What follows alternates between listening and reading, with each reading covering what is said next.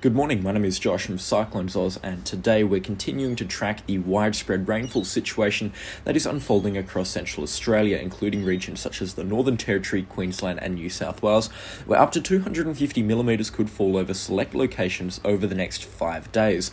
All of that plus more coming up in today's weather forecast for March 25th, 2024. If you are brand new to the channel, then please consider subscribing and also leave a like on the video while you're at it. Zooming in up north where all the action is happening first, we'll take a look at what's going on right now before we jump into the long-term forecast, where we will look at Queensland and then far northern Queensland as well, because there is a lot of widespread rainfall. You can see a lot of cloud bands moving through Queensland, especially right now, and also clipping parts of the Northern Territory and South Australia too, where up to 25mm has fallen in some of the driest locations in Australia around Birdsville and Moomba. Alice Springs has copped a healthy 150mm in the past 48 hours, with a little bit more rainfall expected to come today. And then a lot of communities, especially around Mount Isa, up towards Georgetown, Hughenden, and then across to Townsville, have also copped some healthy rainfall over the past 12 hours as well. And this light rainfall continues to spread in towards southeastern Queensland, where it will be impacting the Brisbane and Sunshine Coast areas throughout today. Nothing crazy in terms of rainfall, but still we could be seeing accumulations up towards 25mm throughout today, and it's going to come in this light to moderate rainfall. Nothing heavy, nothing extreme, and nothing that's going to be causing flooding. It will most likely be more sort of annoying rainfall where it's light and just drenches everything by the looks of things. But it is streaming in towards Brisbane and the Gold Coast right now, and it will probably last throughout the course of today. The sore thumb here is up towards Townsville, though. There's really heavy rainfall moving through the Townsville area now, and that has been the case for the past 12 hours, and I do fear that there is going to be some very significant flooding that moves through up in far northern Queensland as a result. I mean, they've had some really heavy rainfall, very widespread, extremely heavy rainfall totals as well over the past 12 hours, where some locations have picked up towards 250mm, and it's far more than what the forecast models were initially expecting as well. Cairns, that sort of region on the Cassowary Coast and up towards the Daintree, they have mostly missed out on this rainfall, which is good news, but it has been down towards Townsville, and Townsville has copped it, that's for sure, and they got more coming through today as well. In fact, it looks like Townsville over the next 12 hours will probably be picking up towards another 100mm or so, or at least just outside of Townsville could be picking up towards 100mm, and that does increase over the next 24 hours as well. This very heavy rainfall that's currently situated over Townsville, Hughenden, Charters Towers and so forth, that's going to be moving towards the southeast later today, and that's going to be colliding with communities around Bowen, Airlie Beach, Hamilton Island, Mackay, and then down towards Rockhampton as well, and that will deliver some heavy rainfall through there. And in fact, over the next 36 hours we could be expecting locations outside of Mackay to pick up maybe up towards 250mm or so, and maybe even more under the right mountainous conditions. In fact, probably quite a bit more in some locations if this rainfall does keep itself up. I did highlight the possibility of areas down towards Rockhampton receiving some very significant rainfall over the next 3 days, but I didn't really expect how much rainfall that we're going to be seeing now. I was kind of estimating in the ballpark of around 100 to 150mm, not 200 to 250mm, and that is a significantly higher amount of rainfall and could cause much more problems for this area. This rainfall will also be extending down towards the Sunshine and the Gold Coast as well, including Brisbane, where from this sort of drizzly to moderate rainfall, we could be seeing over the next 3 days up towards 100mm for some locations. It should ease off by Wednesday or Thursday, but it's going to be very consistent until about Wednesday or Thursday, these light to moderate rain showers, and they could deliver up towards 100 to 150mm for areas around what looks to be about Fraser Island, up towards Harvey Bay. And then down towards Brisbane as well, we might be seeing one or two locations pick up towards 100mm, maybe around Redcliffe or so. So quite a significant amount of rainfall is possible there. Certainly some good rainfall that they haven't received in quite a few months now, and probably will be the last sort of tropical rainfall that Brisbane receives for quite a while, especially as we're getting into April now, and it looks like the wet season is starting to calm down. That's what all the signs are telling us. Just a quick look over the next 10 days, it looks like we're also also looking at for another thunderstorm event unfolding in remote New South Wales and South Australia in around the 10-day forecast period. I'll jump onto that in just a little bit, but we're going to move further north again and talk about rainfall outside of Cairns and Innisfail. By the end of the week, it looks like Good Friday and into Easter Saturday, we're going to be seeing another onshore flow pattern start to develop, and that's going to be driving rainfall accumulations up quite high. The eastern relief is just starting to come on board with that forecast right now, but it's certainly the axis G3 that's been the one promoting this the most.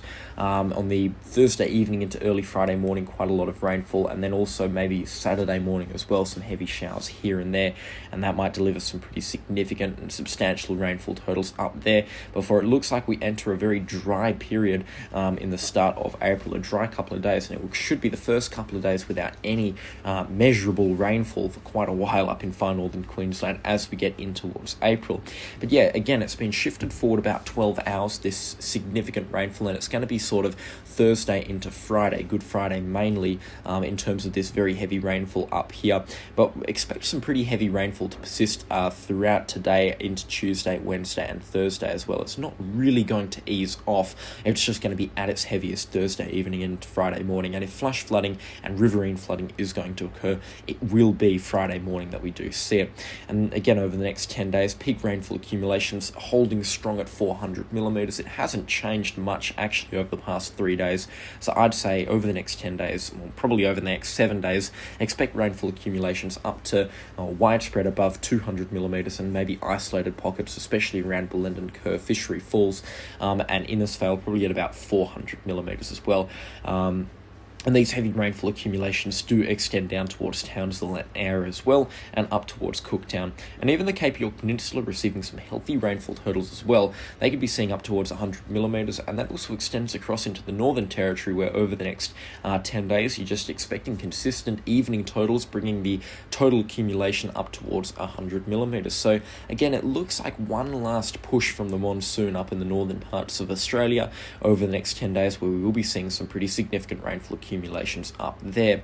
Apart from that, though, nothing interesting happening in terms of cyclone activity. The remnants of Neville are certainly starting to die off now, and in fact, they're basically untraceable by the looks of things here. They're completely untraceable, and I think Neville is certainly well and truly done and dusted, and really is starting to peter off at this time. So again, nothing happening in terms of cyclone activity. Yeah, Neville is completely toast by the looks of things. It's almost impossible to see on satellite imagery. You need to know what you're looking for. So yeah, that system is completely toast, but it looks like this little system here, this thunderstorm, I must say, if this was over water, this would have a hot shot at being a tropical low. So that's a good thing that it isn't over water, considering it has been blasting convection for the past 12 hours. And man, what a wild night they had in terms of rainfall up in the northern reaches of Queensland. They had some really significant totals from some really strong thunderstorms that moved through up there. I really can't wrap my head around how surprising that was. I mean, we did expect some thunderstorms, I just didn't expect them to that degree. So certainly pushing some strong thunderstorms up there. Now, it'd be a great time to subscribe to the channel and leave a like on the video if you are enjoying this content. And you can always come back for more tomorrow as well. There's going to be daily video updates on all of these storms that are happening. I love giving the coverage, so if you haven't already, then please do consider subscribing. Let's move down south now. I did talk about a possible thunderstorm event that will be unfolding probably around the Easter weekend time. This is going to be something that's really caught my eye, actually, because it looks like Good Friday, on the evening of Good Friday, and then into Easter Saturday and Easter Sunday, we're going to see this sort of thunderstorm event, this big moisture band move through South Australia into extreme southwestern Queensland and northwestern New South Wales from a bit of a low pressure system that's going to be moving through there. And we could be seeing some pretty healthy rainfall accumulations dropped. In fact, up to 250 millimetres in some locations by the looks of things, just outside of Tirabura. Again, a very, very remote section of Australia, so not many people under threat from this thunderstorm event that's now on the cards, but still worth covering because it will fill rivers. It could cause flooding in some areas, and it's great to give a heads up for these farming communities that do often need it quite a few days in advance. The Axis G3 model as well and truly on board with something happening Good Friday evening and into Easter Saturday. It looks like Easter Saturday is going to be a day for thunderstorms. We're going to have to watch this very closely, that's for sure, and there will be coverage on this channel in regards to this system that could potentially form and deliver quite a significant amount of rainfall to rural parts of New South Wales. It's going to be driven by a big band of moisture moving through the central parts of Australia, probably the remnants of the wet season trough. I'm going to see if I can get mid-level humidity and explain all of what that means. So you can see here we're looking at a humidity graph around Australia. Reds and oranges indicate dry, and blues or whites is pretty average, and then blues is very humid, very moist air. Typically speaking, you need that moist air to promote thunderstorm activity, and boy, is it going to be very humid indeed. Typically through this part of Australia, you're used to seeing your browns and your reds at about 10 to 15% humidity. On Easter Saturday, by the looks of things, even in the afternoon, you're going to be looking at about 80% humidity, and if you were to take that up towards the mid-levels, which is where the thunderstorms really do grow, you're still looking at very humid conditions and a big swirl in the atmosphere. This is very conducive for thunderstorm activity, and it looks like we're going to see some pretty significant and pretty gnarly thunderstorms develop out of this. You want these swirling winds in the upper atmosphere to promote thunderstorm activity, strong thunderstorm activity at that, and you want high mid-level humidity to see some strong thunderstorms, and that is exactly what we're going to be seeing. There'll probably be quite a significant amount of energy as well in the environment. I have talked about CAPE, convective available potential energy, on this channel before, and these just look like really healthy values to promote some pretty significant thunderstorm activity. Nothing crazy, which is probably what's going to be the reason why we don't see necessarily severe thunderstorms out of these, very dangerous thunderstorms out of this weather event, but still high levels of convective available potential energy do tell me that we could see some pretty strong thunderstorms. Now you might be asking, these values are pretty normal for areas around, say, the Kimberley region of Australia or up in the Cape York Peninsula. Well, they look normal in comparison to those, but when you get into the subtropical parts, which is south of the Tropic of Capricorn, think of it like, I think it is Capricorn in the southern hemisphere. If you do get south of the Tropic of Capricorn, if you see any colour on these maps here, you're talking a very favourable environment for thunderstorm activity. Grey means that there's no thunderstorm activity expected, but when you're seeing these light blues, especially into greens and yellows, where they are here, this is quite favourable environment for thunderstorms. It's on the upper echelon of what you could see in Cape values. The coastal parts of New South Wales are actually a little bit of an anomaly to that, mind you. Typically speaking, you want to see yellows and oranges on this colour scale to actually see strong thunderstorm activity, but anywhere else in subtropical Australia, you can see thunderstorms out of blues and greens, especially in Western Australia. That seems to be the spot for thunderstorms to blow up, even in very unfavourable environments by the looks of things. But yeah, that basically does it for the coverage on the New South Wales situation. There'll be plenty more coverage on these systems as they do unfold. It looks like today is going to be a very wet one for parts of central and northern Queensland, especially around Townsville, so make sure you are staying dry there and staying safe as well, because it looks like flooding is certainly a possibility from this event. This rainfall will extend further down the coastline into central Queensland and also into northern Queensland as we get closer to Easter. I'll be giving you a full detailed Easter forecast tomorrow as well in the graphical format too, so make sure you stick around for that. But yeah, looking pretty good, these thunderstorms, that's for sure, and they will be quite strong indeed up there.